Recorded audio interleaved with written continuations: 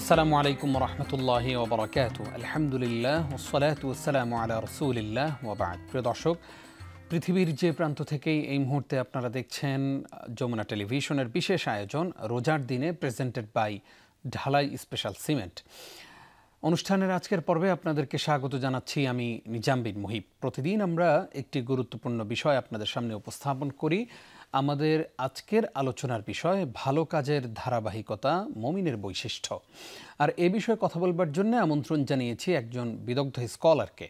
আমাদের সঙ্গে রয়েছেন মসজিদুল হিদায়া, ভিয়েনা, অস্ট্রিয়ার সম্মানিত খতিব ফদিলাতুশ শেখ অধ্যাপক আব্দুল মতিন আল আজহারি।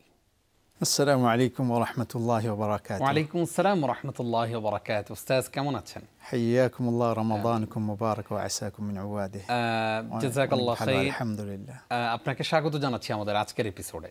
অনেক ধন্যবাদ আপনাকে, বারাকাল্লাহু ফিকুম। আরও ধন্যবাদ জানাচ্ছি আপনার মাধ্যমে আমাদের সকল অডিয়েন্সকে যারা আমাদেরকে দেখছেন সারা পৃথিবী থেকে, আর বিশেষভাবে যমুনা টেলিভিশনকে আজকের এই আয়োজনের জন্য। বারাকাল্লাহু ফিক। শেখ, আমরা জানতে চাই যে আমরা দেখা গেল রমজান আসলো, রমজানে আমি প্রতিদিন একটু একটু করে তাহাজ্জুদের সালাত আদায় করছি, প্রতিদিন কিছু না কিছু দান করছি, অথবা 5 ওয়াক্ত নামাজগুলো অন্য সময় হয়তো পড়তে পারতাম না, এখন 5 ওয়াক্ত সালাতগুলো আদায়ের প্র্যাকটিস করছি। এই যে ভালো কাজগুলো করছি, নেক কাজগুলো করছি, সংযম করছি, কেউ আমার সাথে ঝগড়ায় লিপ্ত হতে আসলে আমি হয়তো চুপ থাকছি, চেষ্টা করে যাচ্ছি। এই ভালো কাজের, এই নেক কাজগুলোর ধারাবাহিকতা অনেকেরই রমজানের সাথে সাথে বিদায় হয়ে যায়। রমজান চলে যায়, বাস ওই ভালো কাজগুলো শেষ হয়ে যায়। আপনার কাছে আমার প্রশ্ন হচ্ছে যে আমরা জানতে চাই যে এই নেক কাজগুলোর, ভালো কাজগুলোর ধারাবাহিকতা আমাদের জীবনে কতটা প্রয়োজন? বারাকাল্লাহু ফিক। ধন্যবাদ আপনাকে গুরুত্বপূর্ণ এই প্রশ্নটি করার জন্য। বিসমিল্লাহ, আলহামদুলিল্লাহ, ওয়াসসালাতু ওয়াসসালামু আলা রাসূলিল্লাহ মুহাম্মদ ইবনে আবদুল্লাহ ওয়া আলা আলিহি ওয়া সাহবিহি জামিআ ওয়া বা'দ। يقول الله عز وجل في محكم كتابه بعد أعوذ بالله من الشيطان الرجيم والذين هم على صلاتهم دائمون وقال تعالى واعبد ربك حتى يأتيك اليقين صدق الله العظيم। আল্লাহ তাআলার বর্ণনা অনুযায়ী বোঝা যায় যে যে কোনো নেক আমল ধারাবাহিকতার সাথে আজীবন পালন করতে থাকা, এই হচ্ছে আল্লাহ তাআলার মাকসাদ। আমাদের উপর আল্লাহ তাআলা যে সকল বিধান বিধিত করেছেন সেগুলো আমরা আজীবন পালন করে যাব, যেগুলো নিয়মিত পালন করার। যেটা জীবনে একবার পালন করা সেটা তো একবারই করব, কিন্তু যেটা প্রাত্যহিক আমল অথবা যেটা বাৎসরিক আমল, যেই জিনিসটা দৈনিক করা যায় বা প্রতি রাত্রিতেই করা যায়, সেটা যেন আমরা নিয়মিত করি, যদি সংক্ষিপ্ত পরিসরেও করি, নিয়মিত করাটা আল্লাহ তাআলা সেটা পছন্দ করেন।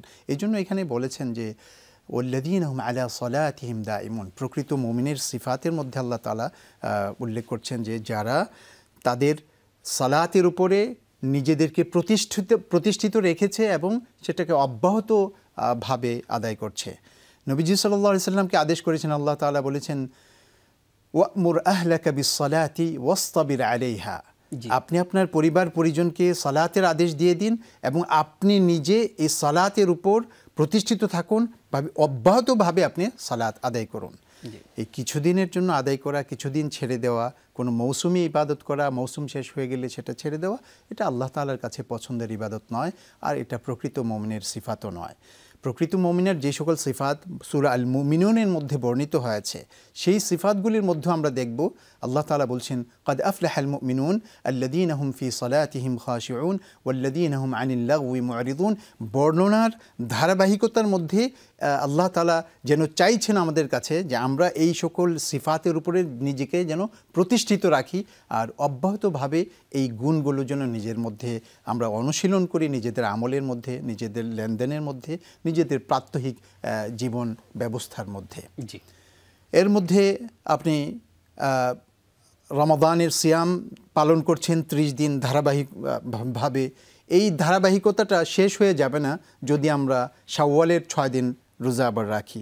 সেটাকে নবী সাল্লাল্লাহু আলাইহি সাল্লাম বলছেন যে যেই ব্যক্তি রমাদান মাসের পুরা মাস রোজা রাখার পরে শাওয়ালে 6টি রোজা রাখলো, সে যেন সারা বছর রোজা রাখলো। তো এই ধারাবাহিকতা পছন্দ করে ইসলাম। নবীজি এখানে ধারাবাহিকতার কথাই উল্লেখ করলেন। তেমনিভাবে প্রতি মাসে আপনার 3টা রোজা রয়েছে, আইয়ামে বিদের রোজা। তেমনিভাবে সাপ্তাহিক আপনার রয়েছে বৃহস্পতিবার। সোম বৃহস্পতিবারের রোজা। এইভাবে আমরা সিয়ামের ধারাবাহিকতা পালন করতে পারি। সালাতের ধারাবাহিকতা প্রতিদিন 5 ওয়াক্ত নামাজ পড়লে আমরা 50 ওয়াক্ত নামাজের সওয়াব পাচ্ছি। এরপরে আবার আমাদের রয়েছে অনেক নওয়াফিল, অনেক রয়েছে সুনান নামাজের মধ্যে।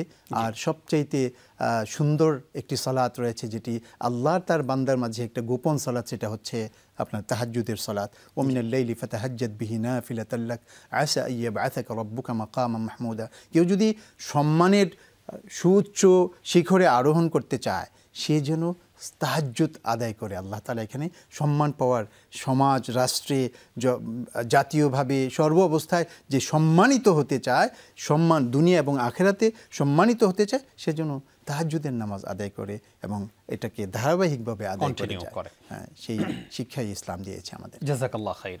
শেখ, আমরা জানতে চাইবো যে আপনি তো ভালো কাজের ধারাবাহিকতার কথা বললেন, নেক কাজের ধারাবাহিকতা, কেউ যদি গুনাহের ধারাবাহিকতা বজায় রাখে, যেমন আমরা অনেকের কথা এরকম শুনি যে রমজানে উনি হয়তো ঘুষ খান না, রমজানে হয়তো সুদ খান না, কিন্তু বাকি 11 মাস ঠিকই ওইটার আবার কাজা কাফারা উনি আদায় করেন। তো কেউ যদি অসৎ কাজের প্রতিযোগিতায় লিপ্ত হয়, অসৎ কাজের ধারাবাহিকতা বজায় রাখে, তার ব্যাপারে ইসলাম কি বলে? অসৎ কাজের ধারাবাহিকতা বজায় রাখা, এটা হচ্ছে একরকম ইসলামকে ইনসাল্ট করা, আল্লাহ তাআলাকে চ্যালেঞ্জ করা, আর ইসলামী শরিয়া বা আল্লাহ তাআলার বিধান নিয়ে উপহাস করার শামিল। যারা অসৎ কাজকে ধারাবাহিকভাবে করতে থাকে, যেন সে আল্লাহ তাআলার বিচার বা প্রতিশোধের কোনো তোয়াক্কাই সে করছে না। আল্লাহ তাআলা নিজেকে প্রতিশোধ গ্রহণকারী হিসাবেও আখ্যা দিয়েছেন কোরআন কারীমের মধ্যে। আল্লাহ তাআলা বলছেন যে ফান্তাকামনা মিনাল্লাযীনা আজরামু ওয়া কানা হাক্কান আলাইনা নাসরুল মুমিনিন, যারা অপরাধী তাদের কাছ থেকে আমি প্রতিশোধ নিয়েছি। তো আল্লাহ তাআলা যারা অপরাধকে অব্যাহত রাখেন, অপরাধ করে যারা মজা পান, তাদের থেকে আল্লাহ তাআলা প্রতিশোধ নিয়ে থাকেন। তবে যারা অপরাধকে অপরাধ জানার পরে সেখানে এক জায়গায় এসে আত্মসমালোচনার জন্য নিজের এই অপরাধের ধারাবাহিকতাকে স্টপ করেন, অপরাধের ঘোড়াটাকে সেখানে থামিয়ে দেন, এখানে এসে তিনি আত্মসমালোচনার জন্য নিজেকে স্টপ করেন, নিজেকে প্রস্তুত করেন, তখন আল্লাহ তাআলা তাকে ক্ষমা করে দেওয়ারও সুসংবাদ দান করেছেন। সেই জায়গায় আল্লাহ তাআলা বলেছেন যে ওয়াল্লাযীনা, সূরা আল ফুরকানের মধ্যে ইবাদুর রহমানের সিফাতের মধ্যে আল্লাহ তাআলা বলছেন ইবাদুর রহমানিল্লাযীনা ইয়ামশুনা আলাল আরদি হাওনা, এর ধারাবাহিকতা বলতে বলতে যে আল্লাযীনা লা ইয়াজনুন, আল্লাযীনা লা ইয়াকতুলুনা আন-নাসা ওয়া লা ইয়াজনুন ওয়া মান ইয়াফআল যালিকা ইয়ালকা আসামা, যারা মানুষকে হত্যা করে না এবং জিনা করে না, এরপরে আল্লাহ ছাড়া অন্য কারো ইবাদত করে না, ওয়া মান ইয়াফআল যালিকা ইয়ালকা আসামা, যারা এই সকল অপরাধ করে তারা অবশ্যই সেই অপরাধের প্রায়শ্চিত্ত তাকে ভোগ করতে হবে। ইল্লা মান তাব ইউদাআফ লাহুল আযাবু ইয়াওমাল কিয়ামাতি ওয়া ইয়াখলুদ ফীহি মুহানা, অপরাধকে যদি ধারাবাহিকতায় নিয়ে যায়, সে তার জন্য আযাবকেও আল্লাহ তাআলা ধারাবাহিক করে দিবেন, আযাবকে আল্লাহ তাআলা ধারাবাহিক করে দিবেন। ইউদাআফ লাহুল আযাব, আযাবকে বহু মাত্রায় আল্লাহ তাআলা বাড়িয়ে দিবেন। ওয়া ইউদাআফ লাহুল আযাব ইয়াওমাল কিয়ামাতি ওয়া ইয়াখলুদ ফীহি মুহানা, আর সে আযাবের মধ্যে স্থায়িত্ব লাভ করবে, সেখানে তাকে তাচ্ছিল্যের শিকার হয়ে, তাকে অবহেলিত হয়ে আযাবের মধ্যে পড়ে থাকতে হবে, তার খোঁজ খবর আর কেউ নেবে না। ইল্লা মান তাবা, এখানে এসে সকল অপরাধীদেরকে আল্লাহ তাআলা আশার আলো দেখাচ্ছেন, বলতেছেন ইল্লা মান তাবা ওয়া আমানা ওয়া আমিলা আমালান সালিহান ফাউলাইকা ইউবাদদিলুল্লাহু সাইয়্যাতিহিম হাসানাত, তবে যারা ঈমান এনেছে, তবে যারা তওবা করেছে, এরপরে আবার নতুন করে ঈমান এনেছে। আমাদের কিছু কিছু অপরাধ আমাদের ঈমানকে বিনষ্ট করে দেয়, এই কারণে আল্লাহ তাআলা এখানে ঈমানকে নবায়ন করার দাওয়াত দিয়েছেন। ইল্লা মান তাবা ওয়া আমানা ওয়া আমিলা আমালান সালিহান, এই তওবা করার পরে, ঈমানকে নবায়ন করার পরে, এরপরে নতুনভাবে তার আমলি জীবন আর ঈমানি জীবন সে পরিচালনা করেছে, ফাউলাইকা ইউবাদদিলুল্লাহু সাইয়্যাতিহিম হাসানাত, আল্লাহ তাআলা এখানে তাকে এমন এক সুসংবাদ দিয়েছেন যেটা আল্লাহ বিনে কাউকে মানায় না। আল্লাহ বলছেন তার পাপাচারগুলোকে, তার অপরাধগুলোকে আল্লাহ তাআলা হাসানাতে পরিণত করে দিবেন, অপরাধগুলোকে নেকিতে পরিণত করে দিবেন। এটা আল্লাহ ছাড়া আর কেউ করতে পারবে না। এই সুসংবাদ পাপীদের জন্য আল্লাহ তাআলা দিয়েছেন, যদি সে পাপ থেকে সঠিকভাবে তওবা করে ফিরে আসে। জাযাকাল্লাহ খাইর। আমরা আসবো আপনার কাছে আবার ইনশাআল্লাহ ছোট্ট একটি বিরতির পর। বারাকাল্লাহ। প্রিয় দর্শক, আপনারা দেখছেন রোজার দিনে প্রেজেন্টেড বাই ঢালাই স্পেশাল সিমেন্ট। অনুষ্ঠানের এই পর্যায়ে নিচ্ছি ছোট্ট একটি বিরতি, সঙ্গেই থাকুন।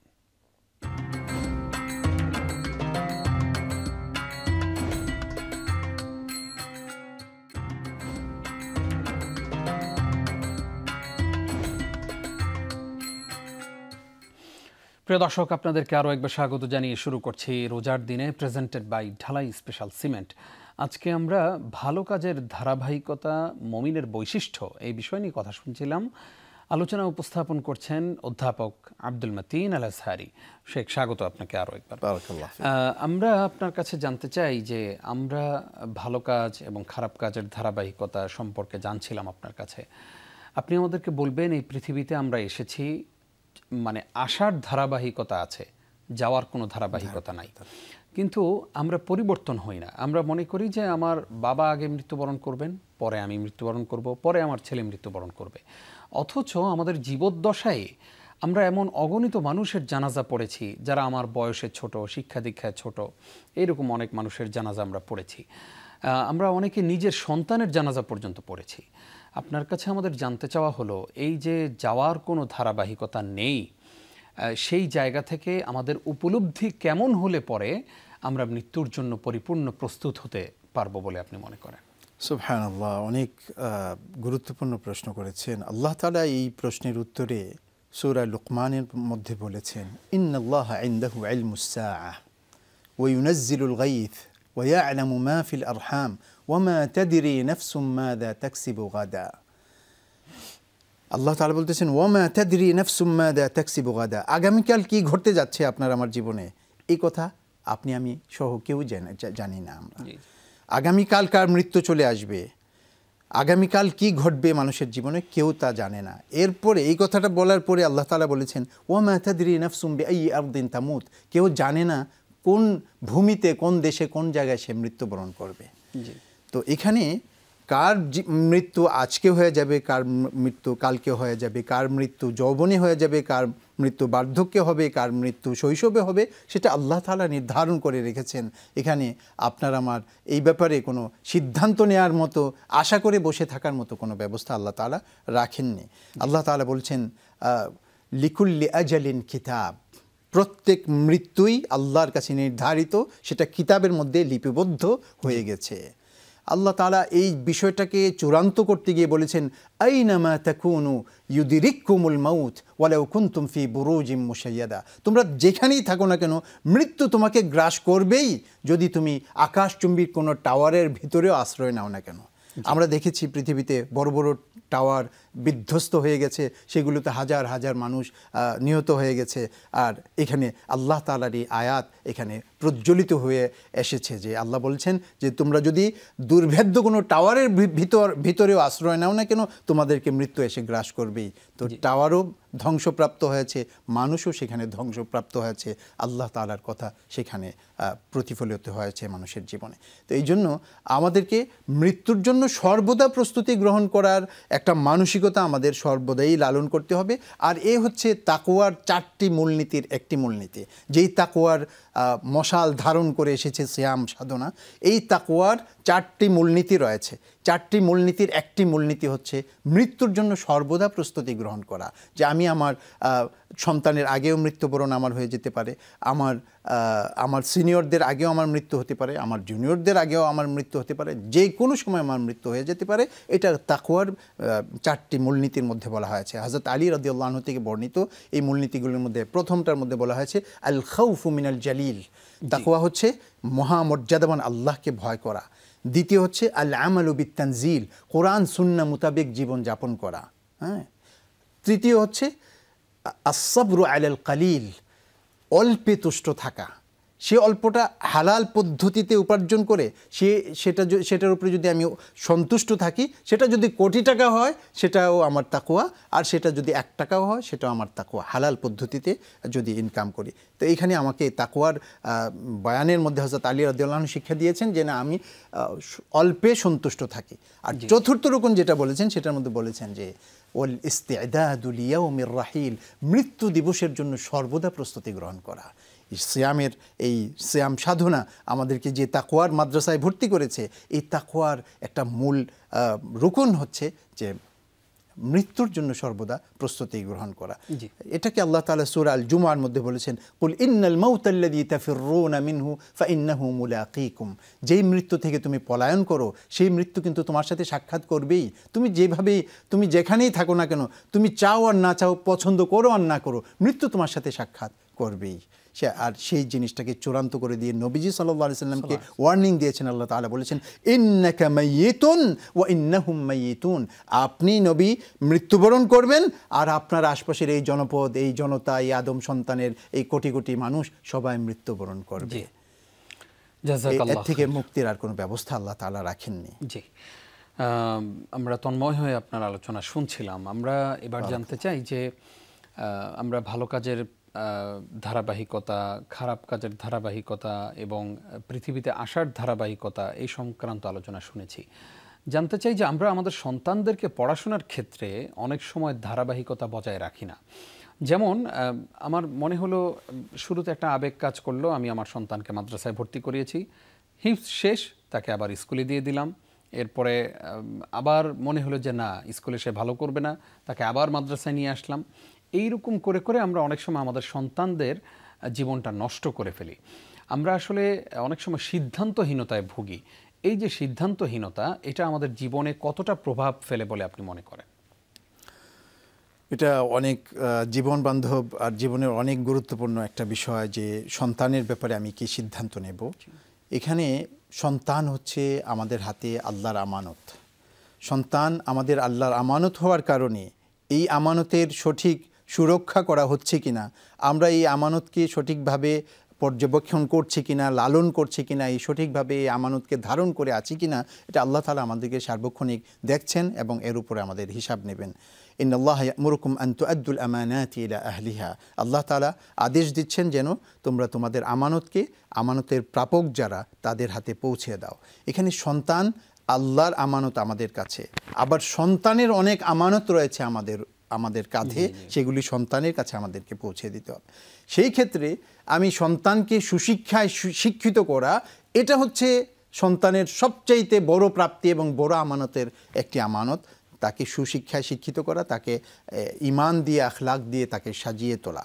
সেইখানে আমি যদি একটা আমাদের বাস্তব জীবনের একটা দৃষ্টান্ত দিয়ে বুঝি, আমি যদি দুইটা গাছ রোপণ করি, একটা গাছ রোপণ করার পরে দেখা গেল 6 মাস পরে সেই গাছটাকে আরেক জায়গায় নিয়ে আমি রোপণ করি, আবার 6 মাস পরে আরেক জায়গায় রোপণ করি, দেখা যাবে 5 বছর পরে এই গাছটা পাশের যেই গাছ রয়েছে সেই গাছের সামনে একটা নাতি গাছে পরিণত হয়ে যাবে, পাশের গাছটা বড় গাছে পরিণত হয়ে যাবে। তেমনিভাবে যেখানেই আমার সিদ্ধান্তহীনতায় আমি ভুগবো, সেখানে আমার সন্তানকে সেরকম দুর্বল একটা মাখলুকে আমি পরিণত করব। না সে আলেম হবে, না সে দুনিয়ার শিক্ষায় শিক্ষিত হবে, না সে আখলাকি হবে, না সে ইমানি হবে। তখন তার ব্যক্তিত্বের মধ্যে একটা নড়বড়ে অবস্থা বিরাজ করবে। সে কোনো সমাজে চলতে গেলে নিজেকে একটা দ্বীনি শিক্ষায় শিক্ষিত ব্যক্তি হিসেবেও উপস্থাপন করতে পারবে না। সে অন্য সমাজে গেলে দুনিয়াবি শিক্ষায় শিক্ষিত বলেও নিজেকে উপস্থাপন করতে পারবে না। এই সন্তানের ব্যক্তিত্বের মধ্যে যে এই বিধ্বস্ততা, এর জন্য আমি পিতা হিসাবে বা অভিভাবক হিসাবে আমি দায়ী থাকব। এটা সন্তানের কাছেও দায়ী থাকব, আল্লাহ তাআলার কাছেও দায়ী থাকব। এই জন্য নবী সাল্লাল্লাহু আলাইহি সাল্লাম প্রত্যেক অভিভাবককে থ্রেড দিয়েছেন, অভিভাবকদেরকে, বিশেষ করে মা বাবাকে নবীজি সাল্লাল্লাহু আলাইহি সাল্লাম অনেক কঠিন ভাষায় বলেছেন যে কুল্লু মাউলুদিন, অন্য হাদিসে আছে মা মিন মাউলুদিন ইউলাদু আলাল ফিতরা ফাআবাওয়াহু ইউহাউইদানিহি ওয়া ইউনাসসিরানিহি ওয়া ইউমাজ্জিসানিহি। একটা নবজাতক সে অনেক যোগ্যতা নিয়ে জন্মলাভ করে, বিশেষ করে ইমানের ফিতরতার স্বভাব নিয়ে সে জন্মলাভ করে। তখন তার মা বাবা অতি উৎসাহিত হয়ে অনেকে তাকে পথভ্রষ্ট করে ফেলে। কোনো মা বাবা তো তাকে ইহুদি বানিয়ে ফেলে, কোনো মা বাবা তাকে খ্রিস্টান বানিয়ে ফেলে, কোনো মা বাবা তাকে অগ্নিপূজক বানিয়ে ফেলে।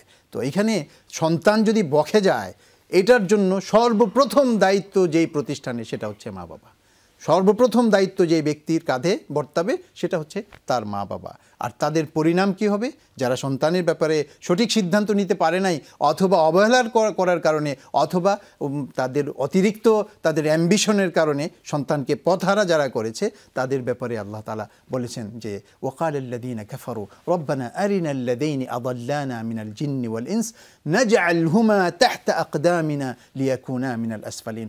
জিন এবং মানুষের সন্তানরা সবাই বলবে যে আমাদের যে প্রধান দুই অভিভাবক তাদেরকে নিয়ে হাজির করো এখানে, আমরা তাদেরকে পদতলে পিষে আমরাও জাহান্নামে যাব, তারাও জাহান্নামে যাবে। কারণ তারা আমাদেরকে সঠিক পথে পরিচালনা করতে পারেনি, সেই জন্য আমরা বিপদগামী হয়ে আমরা জাহান্নামের দিকে রওনা করেছি।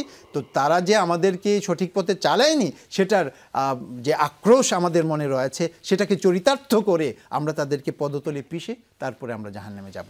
বহু মা বাবা আছেন সন্তানের পিছনে কোটি টাকা খরচ করেছেন, অস্ট্রেলিয়ায় পাঠিয়েছেন, ইংল্যান্ডে পাঠিয়েছেন, বিভিন্ন জায়গায় পাঠিয়ে তাদেরকে শিক্ষা দিয়েছেন, কিন্তু তাদেরকে সুশিক্ষা, দ্বীনি শিক্ষা, ঈমানি শিক্ষা না দিতে পারার কারণে ইকরা বিসমি রব্বিকাল্লাযী খালাকের মধ্যে যেই শিক্ষার আন্দোলন করা হয়েছে, সেই শিক্ষায় তাকে শিক্ষিত করতে না পারার কারণে দেখা যাবে কোটি টাকা খরচ করার পরেও সন্তান আল্লাহর কাছে অশিক্ষিত রয়ে গেছে। সেই সন্তান মা বাবাকে পদতলে পিষতে চাইবে। এই পিষা খাওয়ার প্রস্তুতি যদি কোনো মা বাবার থাকে, তাহলে তিনি তার কথাটা ভিন্ন। আর যদি এর থেকে বাঁচতে চাই আমরা, তাহলে আমাদেরকে সন্তানের ব্যাপারে অনেক সচেতন হতে হবে।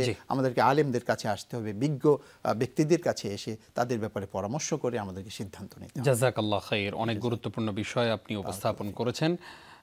ইফতারের পূর্ব মুহূর্তে এই গুরুত্বপূর্ণ আয়োজনে অংশ নেবার জন্য আপনাকে ধন্যবাদ জানাচ্ছি। বারাকাল্লাহু ফিকুম। আপনাকে প্রিয় দর্শক, এতক্ষণ যারা আমাদের সঙ্গে ছিলেন আপনাদেরকেও ধন্যবাদ জানিয়ে শেষ করছি আজকের আয়োজন। আমরা একদম শেষটা দিয়ে শুরু করতে চাই। আমাদের প্রিয় স্কলার যেটা বলেছেন যে সন্তানের ব্যাপারে যদি আপনি সচেষ্ট না হন, সচেতন না হন, এই সন্তান কিন্তু আপনার জাহান্নামে যাওয়ার জন্য যথেষ্ট হয়ে যাবে। সেই জন্য আমরা কোরআনের সেই আয়াতের দিকে তাকালে দেখতে পাই যেখানে আল্লাহ বলছেন ইয়াউমা লা ইয়ানফাউ মালুন ওয়ালা বানুন, আমার এই সন্তান, সম্পত্তি কোনো কিছুই আমার কাজে আসবে না। সন্তান তখনই আপনার কাজে আসবে যখন আপনি নিজে নেককার হবেন এবং সন্তানদেরকে নেককার বানানোর প্রচেষ্টা করবেন।